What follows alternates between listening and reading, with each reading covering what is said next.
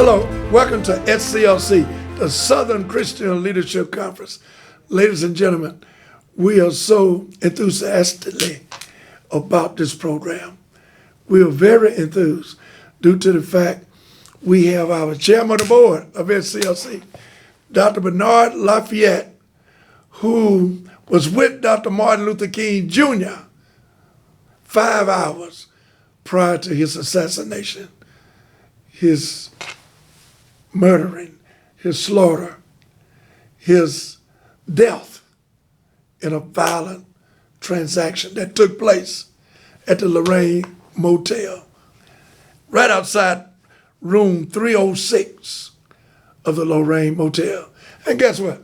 Dr. Bernard Lafayette was in room 206 downstairs.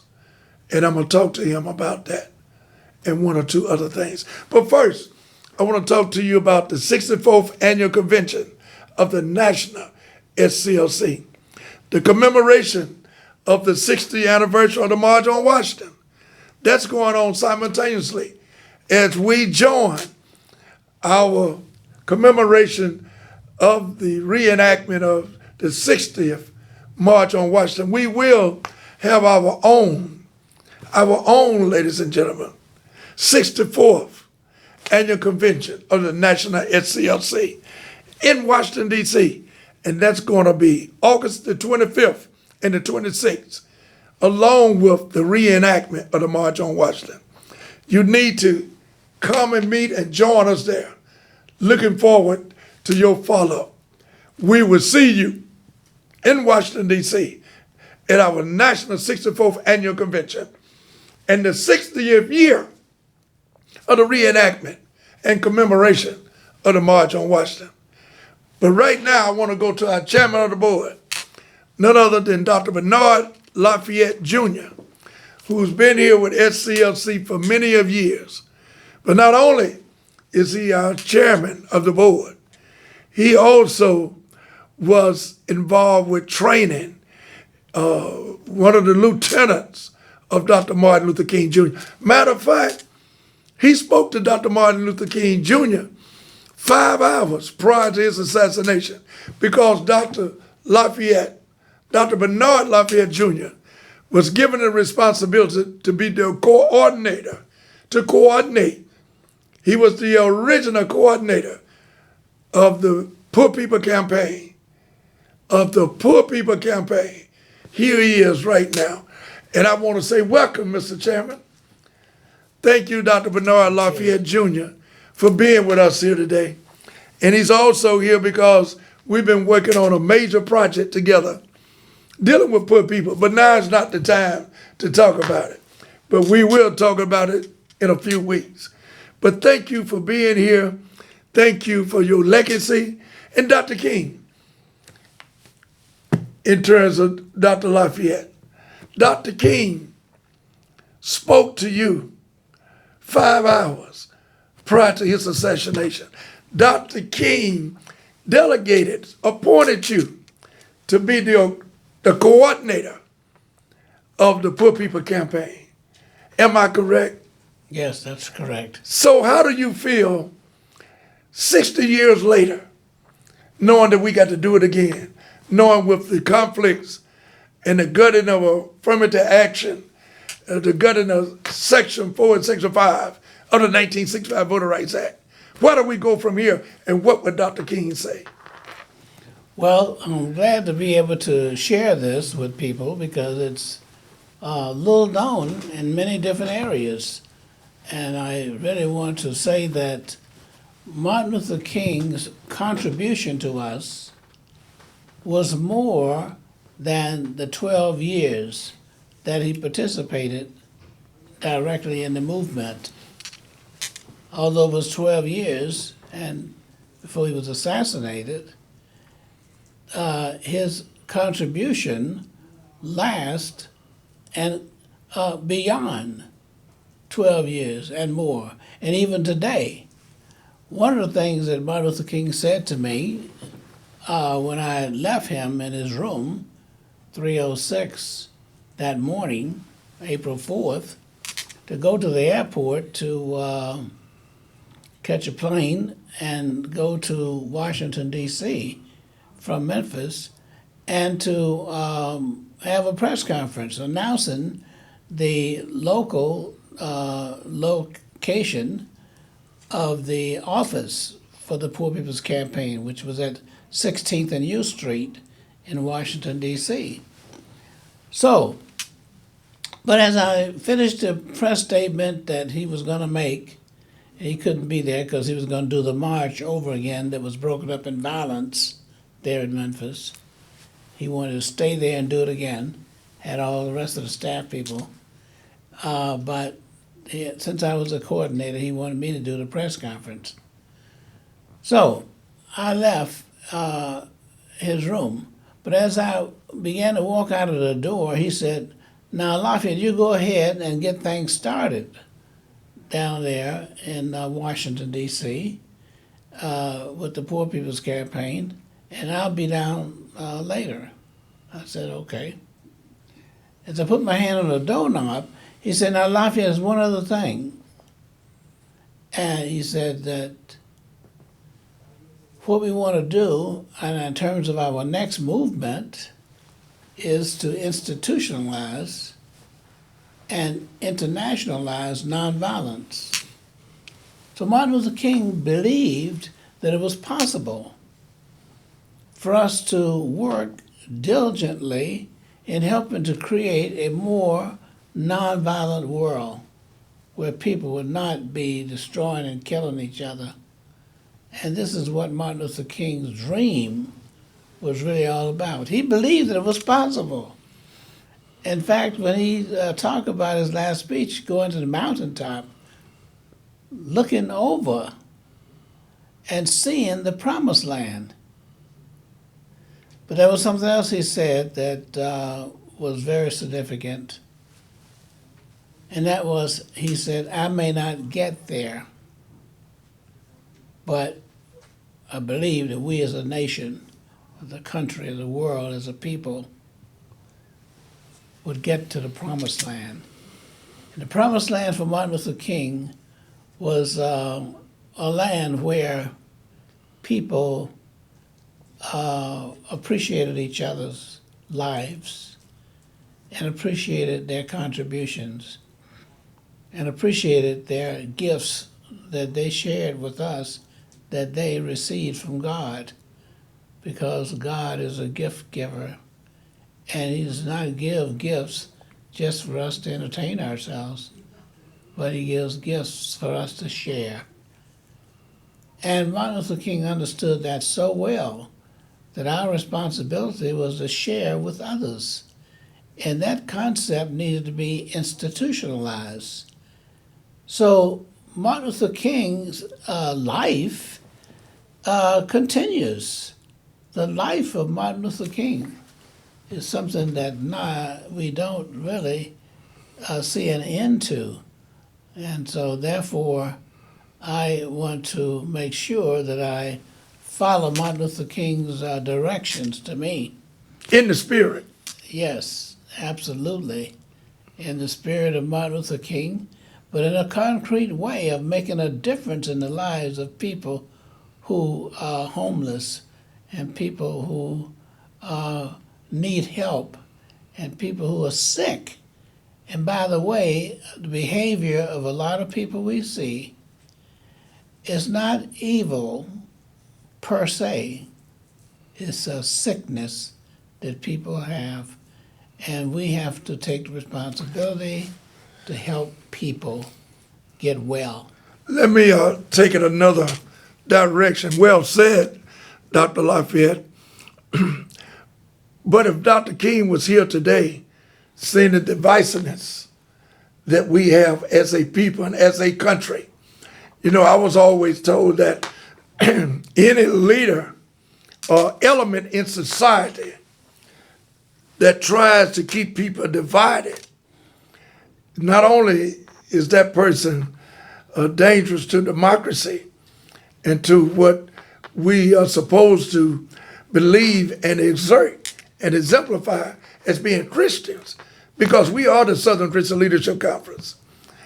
How do we deal with the fact that knowingly People love Dr. King today, but many of people, even African Americans, got the facts to prove it, was really strongly disliked about the direct action approach Dr. King made, the actual marches, and the direct attack that he said that America must bring about quality and efficient way of life in terms of monetarily, by redistribution of the wealth, as well as health care, as well as education.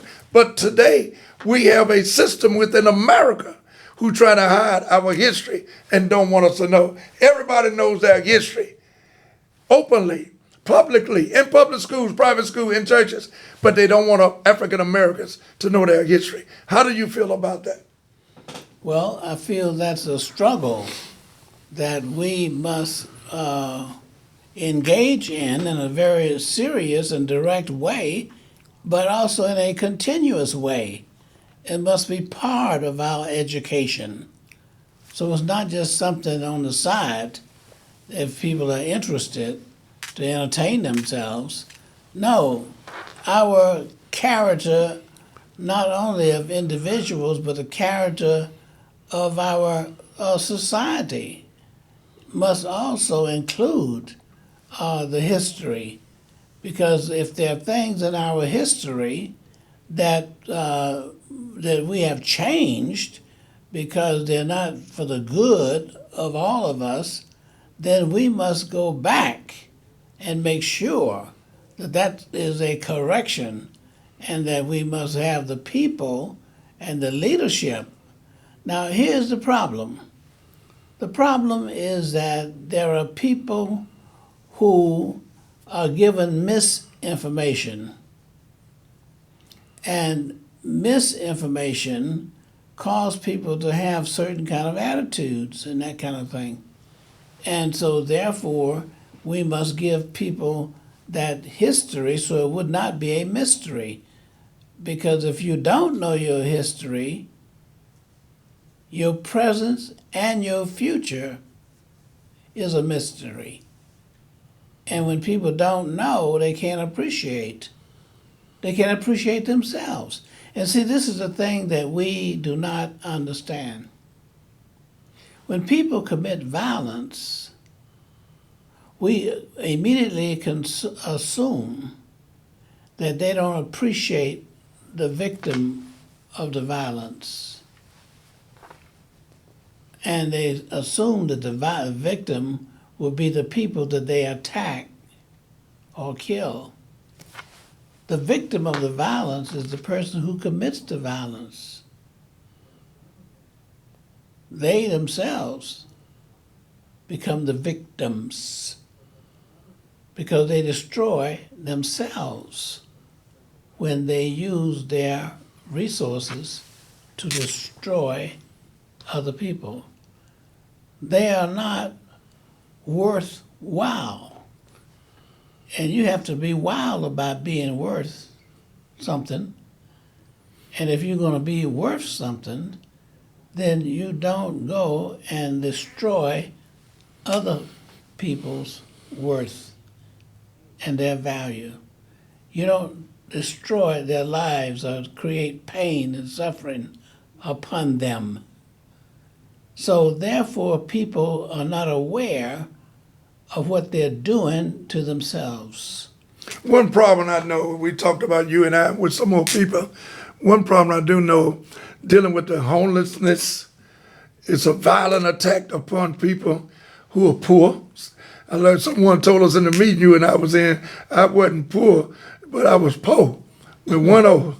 So my whole point is that people, even people who's in the value of saying that they are Christians, they value themselves as being Christians, go to church, read the Bible, many times give speeches and train folks and talk about how we should do things. But it seems as though they are talking to the wrong folks. When the people who are really committing the crimes, and have no judgment toward living today what tomorrow should be like. They just trying to exist and survive for today. My question, Dr. Lafayette, is why people not talking about the homelessness and the violence in these venues of conversations that people are supposed to be leaders and people supposed to be upward mobility toward their Christianity and leadership, but they're afraid and don't have the courage to talk about what the problem is with folks in the health care not being provided, as well as the homelessness that we have within our society. 40% of the homeless are black folks. And many of them live from neighbor to friendship every day. Some live in their cars. Some go to work and still live in their cars. But we are not talking about it. Why aren't we talking about it as a society, both black, white, green, or blue? This is a very significant point because you are now talking about the quality of life. One thing to live, but the question is, what is your quality? What are your worthwhileness? Are you worthwhile? You can be wild, but is it worth it? What are you wild about? And when you see people who are homeless that you're talking about, and people who are hungry and stuff like that, etc., they are in a category of being wild because they're running loose without direction. And see, even animals are disciplined. That's why we have, a lot of meals that we eat, because the animals live together and they produce and they, conform to certain kind of behaviors. But if human beings have no worthwhileness to themselves, then they are not making the contribution that they can make. Now, when we see people in those conditions, we have to do what Martin Luther King did and try to say, how can we use our resources? Yes, you're talking about Christians? Yes, but that's not Christ-like. You might have the name and the label, but who you are depends on your behavior and how you act and what you put your resources into, what your life's commitments, are. So therefore, they must be able to understand that your value is not how much you have for yourself. And that's the reason why a lot of people do not help other people, because they are simply thinking that they are going to help themselves and nobody else, and they don't care about the life of other people. That is not Christian behavior. You may have a label, but your label might not be your content. When you speak of content, you're actually talking about integrity. You're talking about the love for others. Love thy neighbor as thyself. So what you're saying, this violence mechanism and the lack, when I say violence, I'm talking about lack of jobs, lack of opportunities, lack of homes, houses, lack of the government actually creating an opportunity for the homeless and the people who lack the food, the clothing, and the shelter, which we were all taught are necessities in life. Those type of violent acts is no different than somebody putting a gun out, shooting you, or stabbing you, because either way, you're gonna die from the lack of quality of life or from a violent act. Simultaneously, you're dead. Am I correct? You're absolutely correct. And the other broader context is that not only do you cause that to happen to other people by being neglectful towards people? You obviously make things more violent towards yourself. Because those are the people who feel neglected will be violent towards you. So it's creating a community of violence. Okay? So therefore you do not escape, because when you look at the people who are victims of the violence and the mass killings and things that you see, okay, they are not, okay, just simply killing other people who are neglected. All right? You run the risk of your family members and people you care about, and your own life. Yes. When you are not, okay, concerned about other people and the value of their life.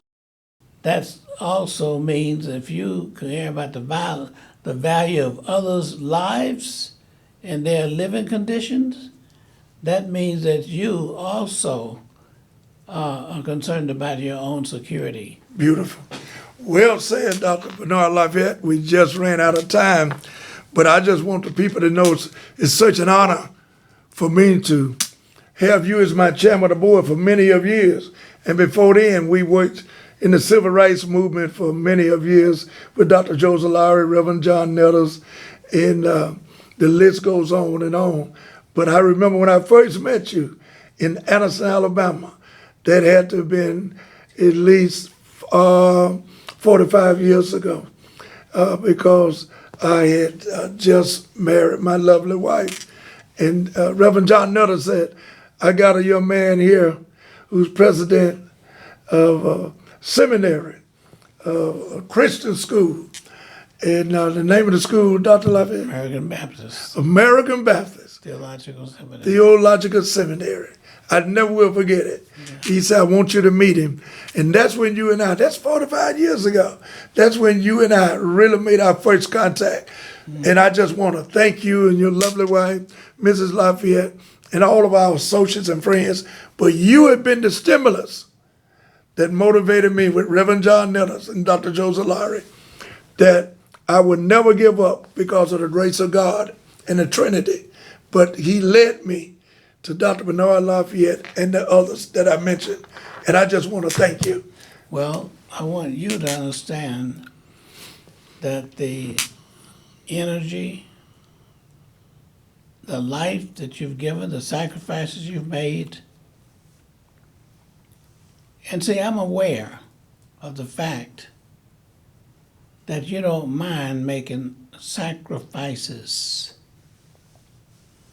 Yes, I will never forget that when you came back to take over SCLC to make sure it did not fail, you slept in your car. You were in the place of those same people that we're talking about now, who we're trying to help. But you followed Martin Luther King's mandate, and that was to institutionalize nonviolence and to make sure this organization, okay, and this building will continue to stand for many more years to come. And not only did the building stand, but you understood under the building and over the building and all sides of the building. You stood and made sure that what Martin Luther King wanted to build in terms of institutions was not just the concrete, but the message was concrete. It was concrete message. Only you can do that, Dr. Lafayette. Only you. Your cliches, your expressions is a motivating factor in its own right. And with all the universities that you've worked in and currently working in, and I won't name them, they're too many of venues and you're helping people in the training in the kingdom philosophy. You have trained so many people, and not only with these major universities, but throughout the world. And I've been there with you. One being in Bethlehem, Israel, and the Palestinians, the state of Israel. You train one day and another group the next day. I just want to thank you. And thank you for tuning in to SCLC today. You heard it from our leader himself, the chairman of the board of the Southern Christian Leadership Conference. And I'm just honored that he can convey this message to you on SCLC today. Have a great day, because love is what love does, and we love you. Dr. and Mrs. Charles Steele, along with Dr. and Mrs. Bernard Lafayette, will be your gracious hosts at this, the 64th Annual Convention of the Southern Christian Leadership Conference in Washington, D.C., this August 25th and 26th. Our 64th Annual Convention also coincides with the 60th Commemorative March on Washington. Please join us for these two extraordinary events. Make your plans now by visiting either of our websites, sclcconvention.com or nationalsclc.org. The movement continues. We hope to see you there.